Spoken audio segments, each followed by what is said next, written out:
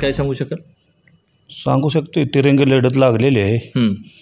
पण दीपक आबा साळुंखे पाटील येणार निवडून.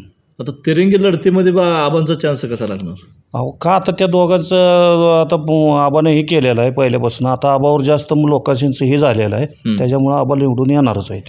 आता 35 वर्षानंतर आबांना संधी भेटलेली आहे, काय सांगू शकाल? 35 वर्षानंतर संधी भेटल्यामुळं माणसात उत्कृष्टपणा आलेला आहे आणि त्याच्यामुळं बदल करायचं म्हणतात माणसं सध्या. लोकांनी ठरवले? लोकांनीच ठरवलेला आहे बदल करायचा. आता तुम्ही काय ठिकाणी प्रचाराला गेले का? गेलो की. तिथं प्रचाराला गेल्यानंतर काय लोक काय म्हणते? लोक म्हणते सध्या आता मशाल घ्यायची हातात. त्या पद्धतीने काम चालू आहे आता. बरोबर. आबांच्या कामाच्या पद्धतीबद्दल काय सांगू शकतो? आबाचं काम कसं आहे माहिती आहे का, कोण कुठल्या पक्षाचा कुठल्या ह्याचा काय तसलं काय कवा विचार 35-40 वर्ष करते ती त्याने राजकारण. कवा त्याने असं म्हणलं नाही की तू त्या पक्षाचा आहे ह्या पक्षाचा आहे. अशी कामं आबानं बहुत चांगली कामं केलेली आणि आत्तासुद्धा करते ती, नाही असतला नाही.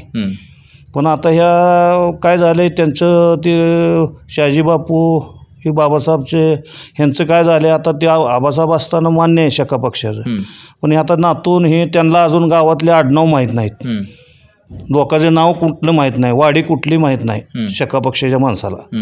आता उमेदवारीला उभं राहिलेत त्यांना वाडीला कुठलं वाडी माहीत नाही, कुठल्या माणसाचं नाव माहीत नाही आणि त्याने आता सध्या उभं राहिले. ते आता काय त्यांना म्हणलं बाबासाहेब सांगितलं आम्ही की एक जरा 5 वर्ष थांबा परत ही करा तुम्ही.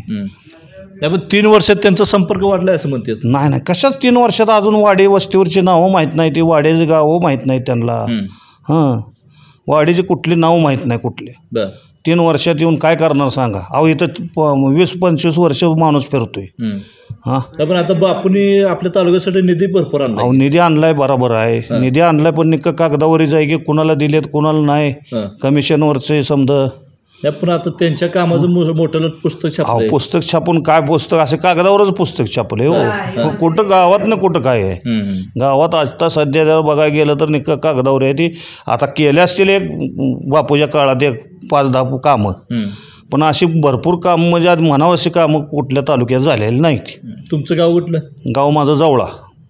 जवळा तुमचं गाव? जवळा गाव. आता साईडच्या ज्या 3-4 वाडे आहेत ते शेकापला होईल असं म्हणजे अंदाज आहे काय? आता हे बघा कसं होतं, आता तिरंगी लढत असल्यामुळं का नाही जास्त माणसं आता बदल करण्याच्या ह्याच्यात आहेत.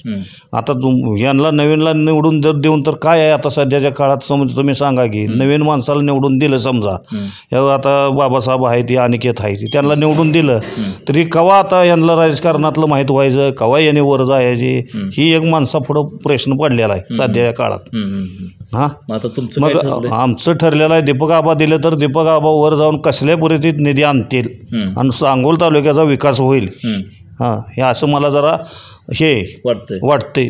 त्यासाठी तुम्ही आम्ही त्यांच्यासाठी आबासाठी रात्रंदिवस प्रयत्न चालू आहे आमचा.